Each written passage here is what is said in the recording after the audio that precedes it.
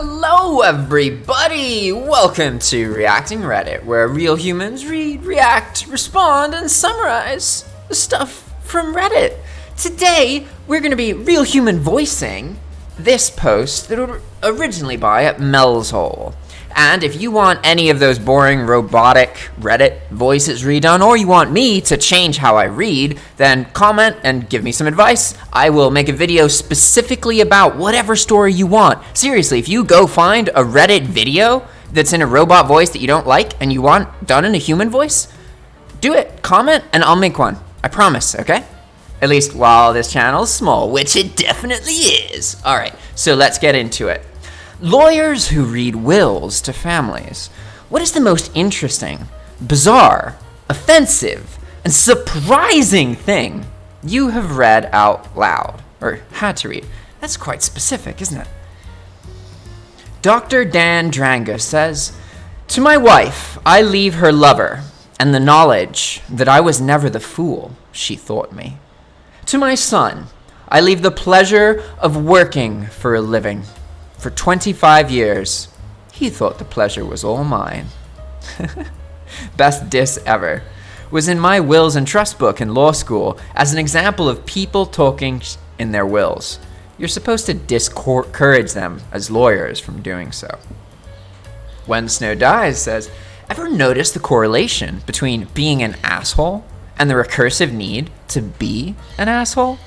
Whenever I see these problems, it's hard not to see the self-fulfilling prophecy. To the deceased, discipline your son or say no to him. Or the wife you know is cheating. And maybe the frustration for a gotcha that can be averted by, I don't know, a backbone? How can a guy fail his responsibilities for a whole lifetime and still go out on a high horse? This is no defense to the bereaved. I'm just being the ultimate jerk and saying there are no winners here. Sorry, I knew a lot of enabler types, the nice guys, who were nice like, white knights guys to be. Polite, so entitled. Really in it for passive control of people they know are a problem. Getting off on their superiority through selflessness, selflessness, and a you owe me attitude despite a very small contribution that they consider huge because it's mine. Nyeh. Deliberately frustrating themselves and then blaming others' unfairness and selfishness. They're a real hoot. Metaphysics adds, "May I please borrow this post for anyone complaining about how women don't want to date nice guys? Nah, we don't want guys like this." When Snow Dies says, this is a reply to that previous comment, "Only if you sleep with me." Seriously though, if you'd like more sophisticated outlines of this behavior, what I'm describing is known sometimes as inverted narcissism or codependency. The white knight is what such a personality looks like when prospecting and having friction with non-narcissists and crossing or desiring to cross boundaries. Bear in mind that psych will always give you descriptions of symptoms, and views and causes are usually abstract and inaccurate. Examples and personal stories are more informational and relatable. If you'd like to be horrified, these codependents, let's talk specifically the guys, do find the girls who are actively looking for their exact type. You know these girls, too.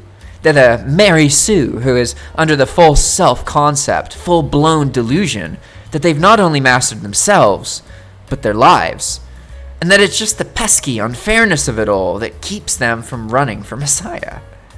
They find these guys to join them as part of a team and enforce for them or take responsibility, which the white knight loves to do and is rewarded when successful or is punished if he fails. When punished, the white knight immediately defers to bullying, but not his princess, rather the one that made her upset by making him fail. This target of blame is most often a child, especially a well-behaved one. So there's a yin to that yang, but there's no balance, and when they meet, those two go way down the rabbit hole together. Your most insidious abuse cases are the children of that couple. Normal abuse cases are the good guys and girls that happen into a relationship with a male white knight or female savior and don't get away in time. The thread that runs through every one of these adult brats is entitlement. In action, it justifies itself by excessive valor. The white knights because they give everything through basic cooperation.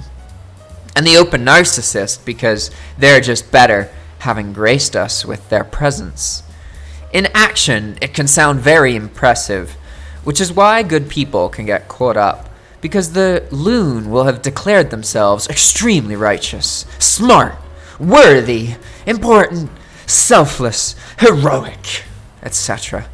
The normal person doesn't always know that this isn't confidence emerging from actual accomplishment, but a total compensatory fantasy and code for I deserve everything. And everything I do is perfection, which is a conduit too. If you even question me, you deserve to be tortured until you learn my truth or die. That was a book. Thornhead says, what is the reasoning behind discouraging that? If it's not promoting anything illegal... I feel like that previous post was so long, I need to remind you guys that we're now talking about wills. Apparently, I'm not the only one who can go ranting off on a tangent. Also, the commenters do that. So Thornhead is saying, what is the reasoning behind discouraging people talking crap in their wills, or saying bad things, or mentioning that they don't like their kids, or they like certain ones less? That's what this comment reference. If it's not promoting anything illegal, isn't completely distasteful, like using profanity, well, I don't understand why a lawyer would be so against including final statements in a will, positive or negative. CPW 101 says, because the more likely it is that potential beneficiaries get pissed, the more likely it is that they will challenge the will in court. For example, if an angry rant of a will, it may be easier to argue that the testator did not have a sound mind. In this case, for instance, the wife can potentially argue that the husband was going crazy and she had no lover. Plus, the law protects surviving spouses from being completely disinherited. Odds are that this will was challenged and the family likely got something. Skate Speech says, aren't you supposed to leave your spouse something small in your will so that there can't be an assumption that you somehow forgot to mention them? Specifically, saying that you want your wife to receive $1 means that you did remember her when writing the will, but that you also don't want to leave them any more than you're required to. Source, I took an online business law one time, and I think I vaguely remember reading that in a book. CPW 101 again says, there are many ways to attack a will. The $1 thing was one traditional method used to show that the testator did not forget someone. There are other ways of attacking a will, though. In the example above, she wouldn't argue that the husband forgot her, but maybe that he was so crazy or jealous that he didn't realize that the man she was talking to was not her lover, but her dentist, or whatever. Also, generally a spouse can't just leave an insignificant amount and expect that to be honored. The usually surviving spouse can get an elective share. The amount depends on the state, and there are exceptions. I hope that helps. Sorry I replied so late. Nah, man, don't be mad. You give good responses. I like your responses, CPW, CTW 101, whatever your username was. I read a couple of them, and you good.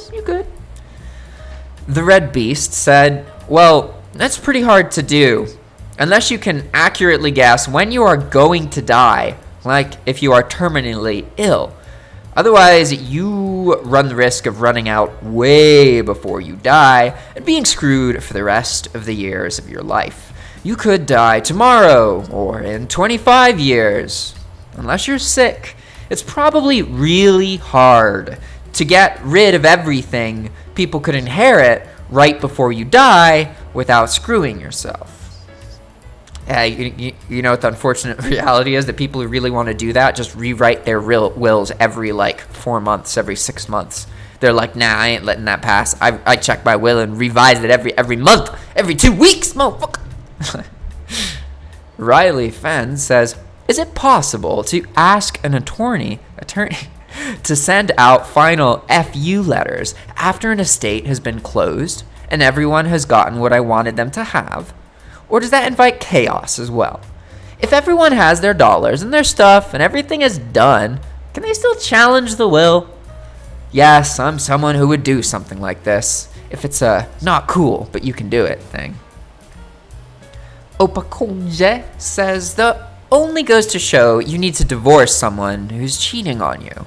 My opinion is that the person who's died money, they should be able to disinherit whoever they want. Of course, there's a real reason why I'm not a lawyer. Lol. Up Handsome says the point is that in many cases, one of the partners passes on opportunities to advance their career to give their partner the ability to advance or keep theirs. The older the people, the more likely it is that the wife became a full-time housewife or mother rather early in their lives, which means that they have no ability to generate a sufficient income to sustain themselves. However, their housewifing and mothering allowed their husbands to spend more time at work, earn more money, get more raises and promotions, maybe to travel for the job. So when the spouse who earned money dies and disinherits the person who made their financial success possible, courts usually consider that unfair and award the spouse at least some of the money that they helped earn. Opokjos in response says, I get that. I do. As a woman and as I grew up watching my mother have to ask my dad for grocery money. Not mean-spirited, he just made and handled all the money. I swore I'd never be dependent like that. That being said, property, cars, and bank accounts should be in both people's names, which would entitle the widow or widower to things they own jointly. Assets gotten before the marriage should be untouchable by the spouse if the deceased wishes it. Kind of like a divorce, who could either be amicable and they split everything 50-50, or angry and it would get messy. Honestly, in divorce or death, I don't think a cheating spouse should get anything, and I think that's what I latched onto. Anecdotal, I know, but my ex-sister-in-law cheated on my brother with at least 2 people, got pregnant, and got an STD, and he still had to pay alimony, plus child support. She actually got fired from her part-time job so her lawyer could get my brother to pay more. I guess you could say I'm a little bitter, and this struck a chord. Dr. Dan Drangus says it encourages will contests, talking shit on will about people in your will. A disinherited butthurt person is much more likely to contest the will and make a big stink about it than a disinherited disappointed person. Plus, it can be slanderous and is generally unbecoming. Just write a letter, keep it out of the will. Plus, depending on the context, the disinherited butthurt person could potentially argue that the testator, person whose will it is, wasn't in their right mind at the time and thus it should be void. That's an unbecoming attitude too, though. They wrote as if they don't like me, so they simply must have been crazy. Anybody who doesn't just love everything about me is crazy, Your Honor. I'm the most awesome person to ever live. I can't believe courts apparently go along with that train of thought. It's disgraceful. There's more dignity in accepting an insult or criticism. Responding to impolite speech in a will by contesting it just seems like a way to prove what the will said by griefing everyone else involved. That's some next level douchebaggery.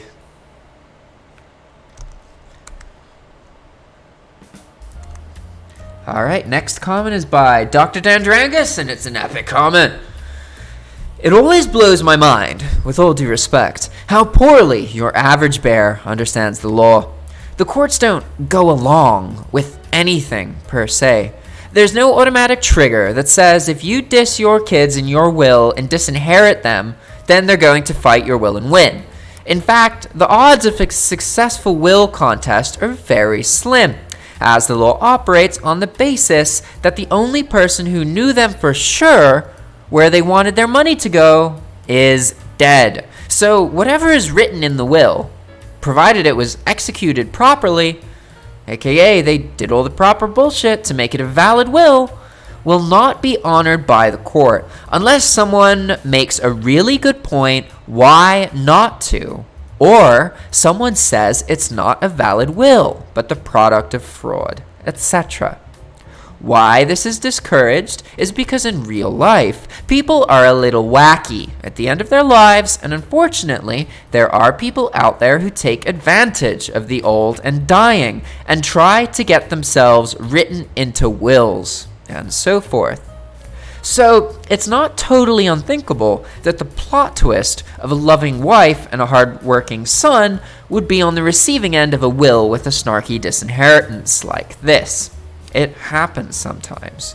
It usually happens when there's someone telling them their son has been doing X, Y, and Z, and they need to give all their money instead to this person called undue influence. Like when a young guy seduces an old senile lady and makes her think her family abandoned her, etc. Either way, generally speaking, you shouldn't do this because A, don't air your dirty laundry in a public document. It's public if it's probated. B, generally speaking, it's pretty weird to leave your family nothing but a shitty comment. So there's automatic suspicion because it's pretty unusual to do this in the absence of undue influence or some paranoid delusion or something. You could always just leave your money to whoever and about it, and no one would have anything else to say. Too long don't read? It's the lawyer's job to avoid a giant fight over inheritances.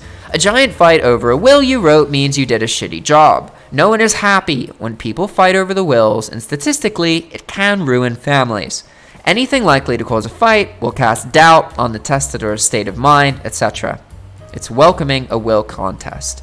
Plus, it's tacky and it's unnecessary. Irredevant says there is nothing at all disrespectful in saying that. Even people who do understand the law only understand a part of it. There's a lot more law than there is brain in any person's head. Your explanation here is completely reasonable. Regarding undue influence, usually that reaction that a revelation about a topic is shocking does go back to something really messed up. Getting at the correct what of it is the tricky part. Dr. Dan Drangus replies, I literally took my W&T exam like a month ago and already had a hard time remembering. Amidst the sheer quantity of other I had to learn for that class, why, again, testamentary libel was discouraged. So much law in the law. It's crazy. You can devote your whole life to one small niche area and still not be 100% sure off the top of everything. Sure of everything off the top of your head. Go West says, by all means, leave your wife a note in an envelope or something. But a will is a legal document, so it's just easier, especially for the lawyers, if it's written formally and technically. Hi, I don't understand how the second part about the son is a diss. Please help. Well, he's saying that the son, who must be older than 25 years old, is not getting any money. He's saying that he now has to work for a living like the testator did, even though he has lived up until that point riding on the testator's coattails. It's a clever play on words, essentially saying, you get to earn your shit now like I did, you entitled douche. Sir?